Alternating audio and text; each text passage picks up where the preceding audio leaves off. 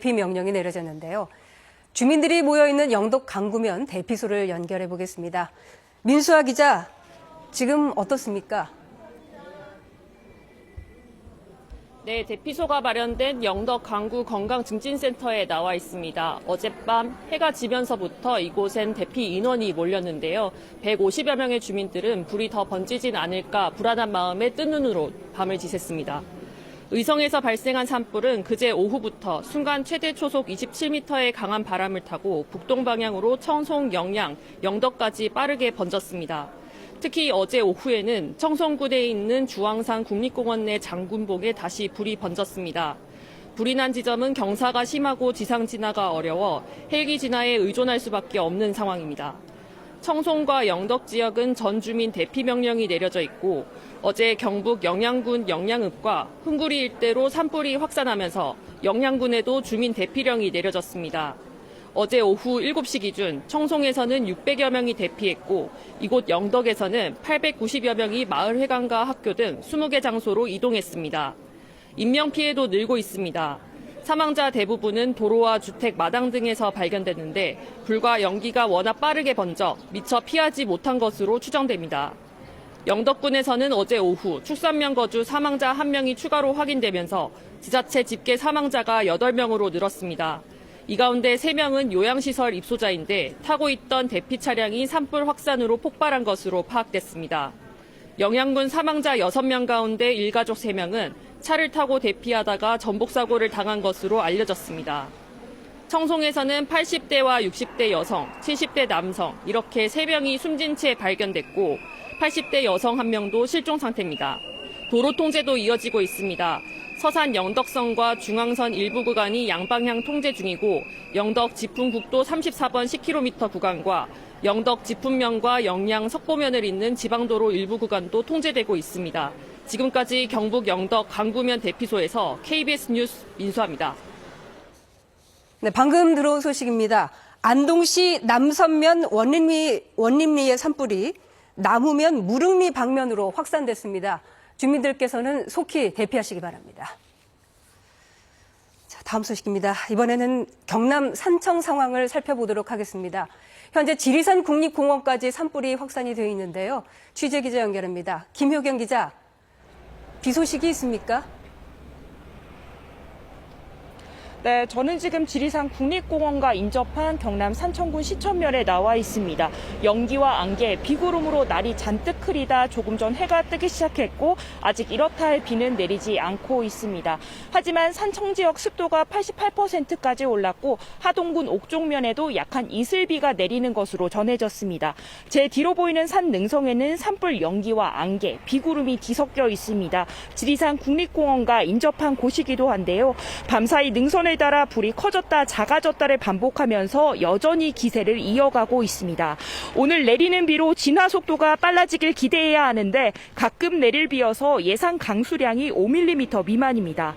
산청 하동 산불의 진화율은 오늘 오전 6시 기준 77%입니다. 밤사이 진화율이 유지되고 있습니다. 그제 진화율 90%에서 잡힐 듯 말 듯 줄다리기를 이어가다 70%대로 떨어졌고 강한 바람이 불면서 진화율을 높이는 데 방해하고 있습니다. 산림당국은 적은 양이지만 예정된 비가 잔불 진화에 도움이 될 것이라며 산불 확산 고리를 끊을 기회로 기대하고 있습니다. 해가 뜨자마자 진화헬기 투입이 가능한지 점검하기 위해 지휘헬기가 현장으로 가며 돌아보기도 했습니다. 점검 결과에 따라 기상 상황에 맞춰 공중 진화 역량도 집중할 계획입니다.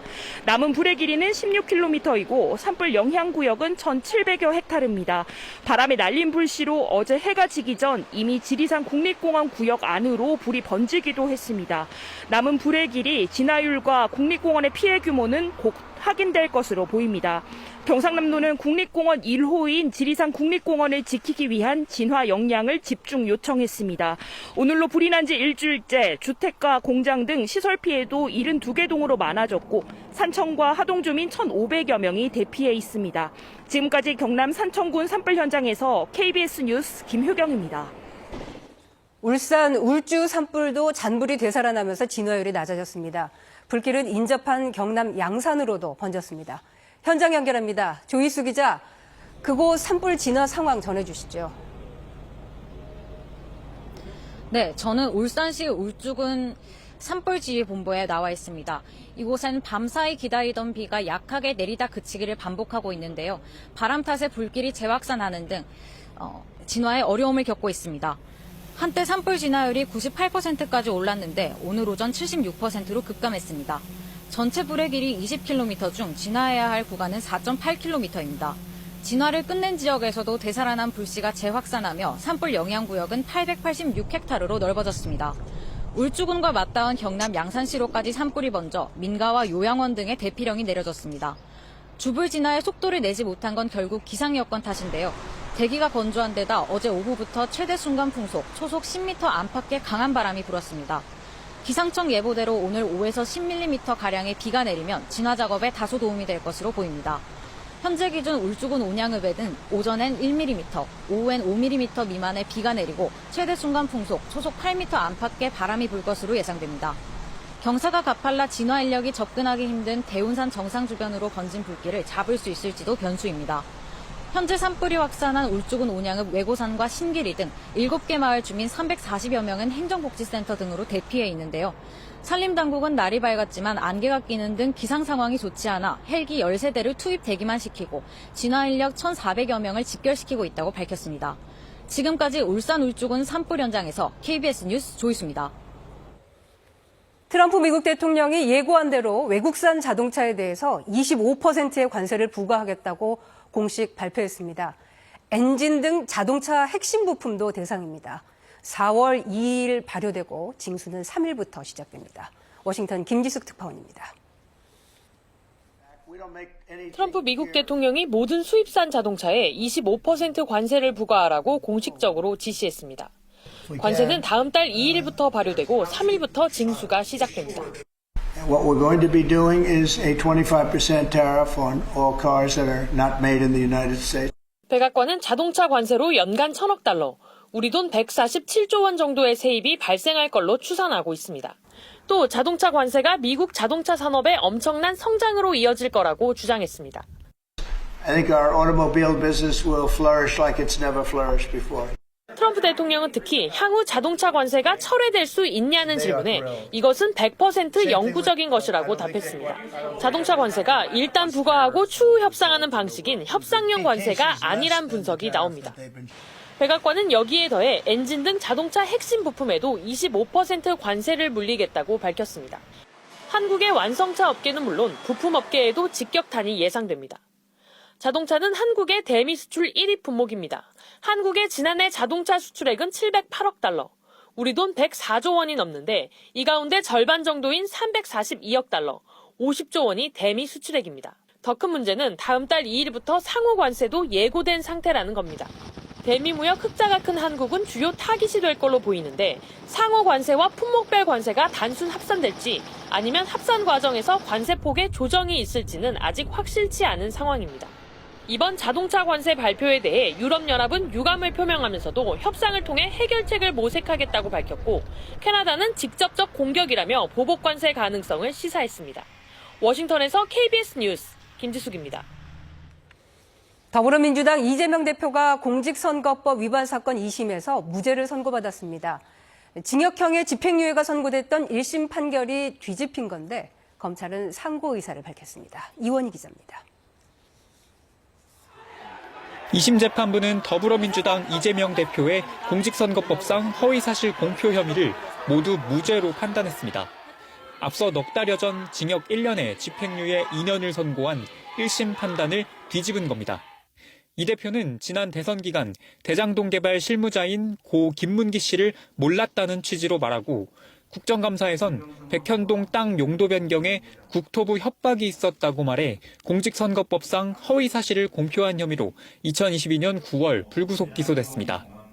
1심 재판부는 이 가운데 2015년 호주 출장 때 고 김문기 씨와 골프를 친 적이 없다는 발언과 이른바 국토부 협박 발언을 유죄로 인정했습니다.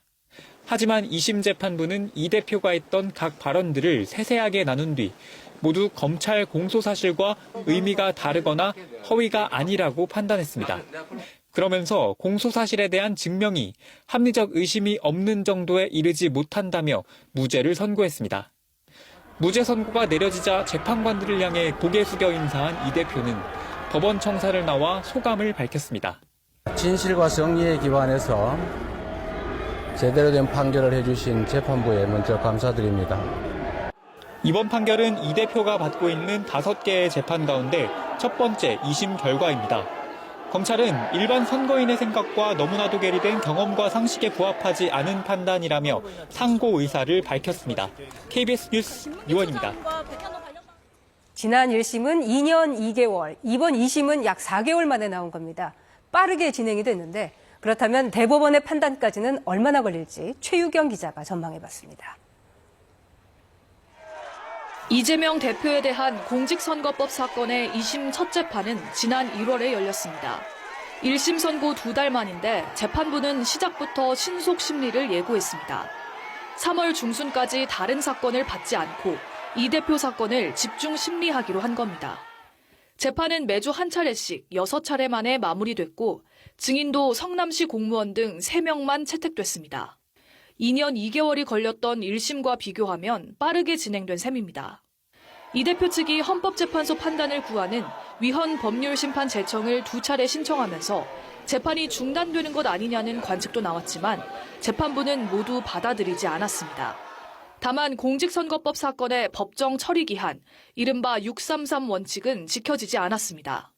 1심은 6달, 2심, 3심은 각각 석 달 안에 선고하도록 한 강행 규정을 이번에도 건너뛴 겁니다. 검찰이 상고하기로 하면서 사건은 이제 대법원으로 넘어가게 됐는데 원칙대로라면 대법원은 석 달 뒤인 6월 26일까지 최종 판단을 내려야 합니다. 조희대 대법원장도 이 규정 준수를 강조해왔기 때문에 대법원이 심리의 속도를 낼 거란 예상도 있습니다. 다만 소송기록 송부와 상고이유서 제출 등 형사소송법상 통상 절차에만 한 달 넘게 걸리는 만큼 석 달 안에 대법원 판단이 나오기는 물리적으로 힘들 거란 전망도 함께 나오고 있습니다. KBS 뉴스 최경입니다. 이번엔 KB증권 연결해서 오늘의 주식시장 알아보겠습니다. KB증권입니다. 미국의 관세 우려 속에 국내 증시의 하락 출발했습니다. 코스피 시장 낙폭을 줄이고 있고 코스닥 시장은 상승 반전하는 등 혼조세입니다. 이 시각 현재 코스피는 12.09포인트 하락한 2631.17.91에 거래되고 있습니다. 트럼프 대통령의 자동차 관세 예고에 경계감이 재부각되며 미국 증시는 나흘 만에 하락했습니다. 코스피 시장에서 개인의 순매수를 외국인과 기관은 팔고 있습니다.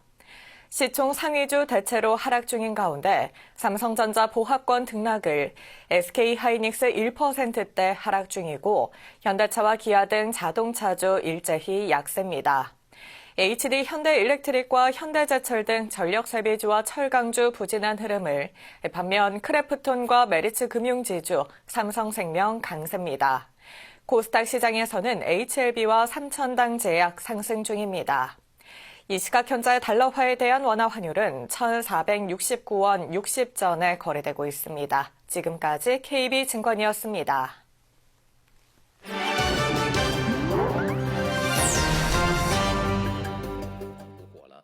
상하이 동물원에서는 요즘 붉은 사탕이란 뜻의 아기 호랑이 홍탕이 큰 인기를 끌고 있습니다.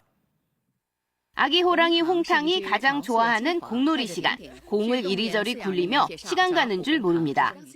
홍탕의 인기 비결은 외모. 둥그런 얼굴과 귀, 촉촉하고 큰 눈으로 사람들의 사랑을 독차지하고 있습니다. 홍탕은 닭고기와 소고기를 가장 좋아하는데요. 밥 시간이 되면 꼬리를 흔든다고 합니다. 就是一整天就是为了过来看它，它是老虎嘛，所以就有点猛汉卖萌的那种感觉。 홍탕은 지난해 8월 태어나자마자 어미에게 버림받아 사육사들이 사랑으로 키웠습니다. 사람 손에 자라서인지 관람객을 스스럼 없이 대하는 모습이 홍탕의 매력을 한껏 더해주고 있습니다. 네덜란드 서부 도시 리세의 쾌케노프 정원. 세계 최대의 튤립 축제가 개막했습니다. 32헥타르 규모의 정원에 무려 800여 종의 튤립과 다양한 봄꽃들이 전 세계 방문객들을 맞이합니다. List of things to do. So we want to see the tulip fields and that's part of the Holland experience. 매해 봄을 장식하는 튤립 축제는 1949년 재배업자와 수출업자들이 판매를 위해 꽃을 진열하면서 시작됐는데요. 방대한 꽃밭 유지를 위한 살충제로 곤충과 새 등이 피해를 본다는 지적도 있지만 대부분의 방문객은 세계에서 가장 큰 꽃 정원을 즐깁니다. The season changing. Now you have a lot of processes as in daffodil, and later you get a lot of tulips. 올해 튤립 축제는 5월 12일까지 계속됩니다. 지난해만 140만 명이 방문한 퀘케노프 정원은 세계에서 사진이 가장 많이 찍힌 장소 중 한 곳일 정도로 인기 명소가 됐습니다. 라스베이거스의 한 호텔 방 앞. 체험에 나선 CNN 기자가 휴대전화 앱으로 체크인하고 안으로 들어갑니다. 이 호텔은 인공지능, AI를 기반으로 한 자율 호텔인데요. 인공지능으로 고객의 행동과 선호도를 분석해 디지털 프로필을 만들고 맞춤형 객실을 제공하는 시스템을 갖췄습니다. AI will go and scrape the entire web, okay, on every information we have on you, every social media, every post, every communication that you have, and come back and create your unique digital avatar, which is really a digital twin of you. 호텔을 재방문하면 고객의 과거 취향이 기록으로 저장돼 있어 객실 온도와 조명이 그대로 유지되고 비상시간 알람과 커피까지 모든 게 고객에 맞게 제공됩니다. We are a true AI. The whole concept is powered by AI. We know exactly how you take your coffee, so we can have that ready for you before you even come in. 오는 7월 개장을 앞둔 이 호텔은 AI 기술로 세심하게 개인화하면서도 인간적 환대는 그대로 유지하겠다고 밝혔습니다. 일본에서 공룡 화석이 가장 많이 발견되는 지역 후쿠이현의 대학에 오는 4월 일본 최초로 공룡학부가 신설됩니다. 입학을 앞둔 예비 신입생들이 연구 현장을 미리 체험했습니다. 후쿠이현 가츠야마시에 있는 현립공룡박물관. 이곳에 후쿠이 현립대학 공룡학부 예비 신입생 19명이 체험 행사를 위해 모였습니다. 후쿠이현은 전국 공룡 화석의 80%가 발굴된 일본 최대 공룡 화석 산지인데요. 이런 지역 특성을 살려 새 학기부터 일본 최초로 공룡 연구에 특화된 공룡학부가 문을 엽니다. 공룡학부에서는 현장 발굴 조사는 물론 3D 스캔, 가상현실 같은 최첨단 디지털 기술을 활용해 공룡의 수수께끼에 다가갈 예정입니다. 예비 신입생들은 화석을 3D 스캔에 데이터화하는 작업, 가상현실 기술을 활용해 공룡의 전신 골격을 복원하는 과정 등을 체험하며 공룡 연구에 첫걸음을 내디뎠습니다. 思ったので、4年間の授業とか通してさらにできるようになっていけたらいいなって。 공룡학부는 개설 전부터 높은 관심을 모아 종합형 전형에서는 10대 1이 넘는 경쟁률을 기록했습니다. KBS 월드뉴스입니다. 네, 다음은 재난방송 스튜디오를 연결해 보겠습니다. 산불 확산 상황을 지도와 CCTV로 입체적으로 분석해 보겠습니다. 김민경 기자, 네. 밤사이 산불 지역이 늘었어요. 네, KBS 재난안전 지도로 실시간 전국 상황 보겠습니다. 어젯밤 전북 무주 분안면에서 발생한 산불이 확산해서 산불 1단계 내려져 있고요. 의성과 산청, 울주 지역으로는 산불 대응 최고 단계인 산불 3단계 계속되고 있습니다. 먼저 피해 규모가 큰 의성 산불부터 보겠습니다. 지금 나타나는 화면은 이틀 전의 의성 산불 상황도인데요. 이후에는 산림청이 채 표출하지 못할 만큼 넓게 번졌습니다. 어제 오늘 인접 지역으로 번졌는데 의성에서 시작된 산불이 안동과 청송을 넘어서 영양과 영덕까지 번져서 아예 경북, 중북부를 뒤덮은 걸로 보입니다. 산림청은 의성에서 시작한 산불로 이 일대 3만여 헥타르가 산불 피해를 입은 거로 잠정 집계했습니다. 산림청 집계 이후 최대 규모입니다.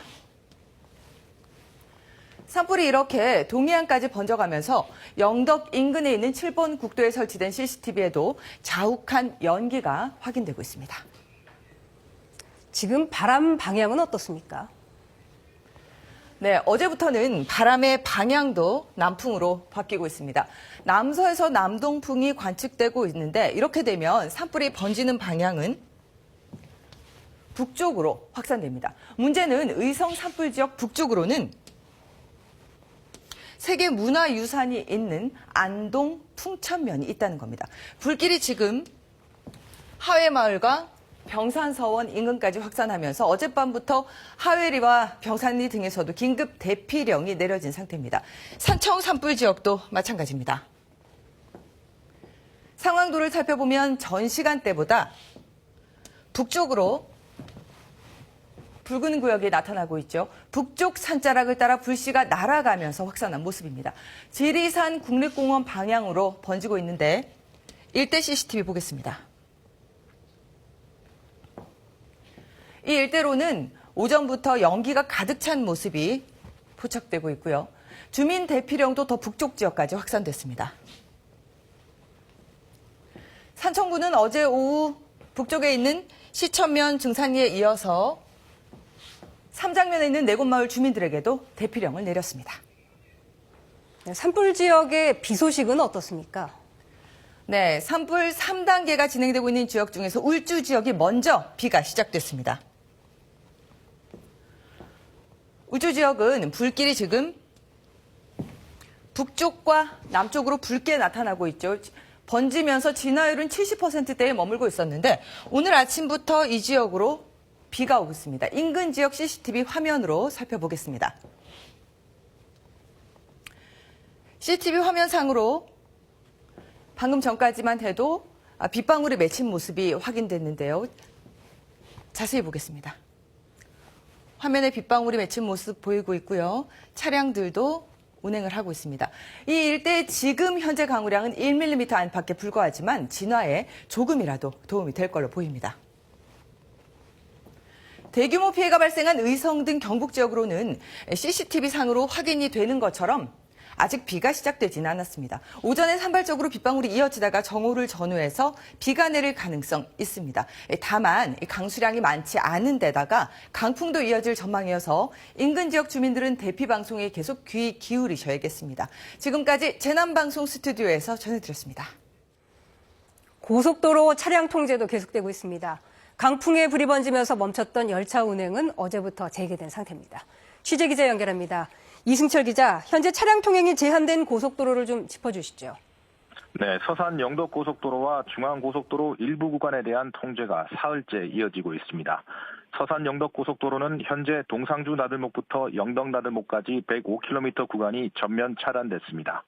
서산 영덕선은 지난 22일 서의성 나들목부터 안동 분기점까지 구간이 처음 통제된 뒤 산불 이동에 따라 통제 구역이 계속 변하고 있습니다. 교통정보를 지속적으로 확인하셔야 하는 이유입니다. 중앙고속도로는 현재 의성 나들목부터 예천 나들목까지 50km 구간을 전면 통제하고 있습니다. 중앙선은 지난 25일 의성 나들목부터 서안동 나들목까지 구간에 대한 통제를 시작으로 같은 날 풍기 나들목까지 통제 구간을 확장했습니다. 다만 산불 이동에 따라 해당 구간 가운데 예천 나들목부터 풍기 나들목까지 구간은 현재 통행이 가능합니다. 한국도로공사는 지금까지 경북 의성 산불로 청송휴게소 양방향 건물과 점곡 임시휴게소 화장실 등이 화재 피해를 입었다고 밝혔습니다. 또 청송과 군위 지역에 광 케이블이 소실돼 서산 영덕선과 중앙선의 감시 카메라 29기가 작동을 멈췄다고 설명했습니다. 도로공사는 이 가운데 서산 영덕선의 청송 나들목과 영덕 나들목의 감시 카메라 등 작동 중단된 장비를 일부 복구했다고 밝혔습니다. 한국철도공사 코레일은 지난 25일 중지했던 일부 구간 열차 운행을 어제부터 재개했습니다. 이에 따라 중앙선 영주역에서 영천역, 동해선 동해역에서 포항역 구간 열차는 어제 정오부터 정상 운행 중입니다. 코레일은 시설물과 열차 점검을 통해 정상 운행에 지장이 없다는 것을 최종 확인했다고 밝혔습니다. 열차 운행은 상황에 따라 조정될 가능성이 있어 홈페이지나 고객센터에서 사전에 확인해야 합니다. 지금까지 경제산업부에서 전해드렸습니다. 기다리던 비 소식이 있습니다. 산불 규모에 비해 비 양이 적어서 산불 현장의 메마른 날씨를 완전히 해소하기에는 어렵겠는데요. 그러나 비로 인해 연기가 가라앉고 습도가 높아지기 때문에 산불을 진화하는 데 조금이나마 도움이 될 전망입니다. 지게름 비구름이 지나는 중부와 남해안 곳곳에 산발적으로 비가 오고 있습니다. 오늘은 낮까지 전국 대부분 지역에 비가 내리겠고요. 경상도 지역은 밤까지 이어지는 곳이 있겠습니다. 앞으로 예상 강수량은 제주도 제주도의 5에서 30, 대부분 5에서 10mm 정도입니다.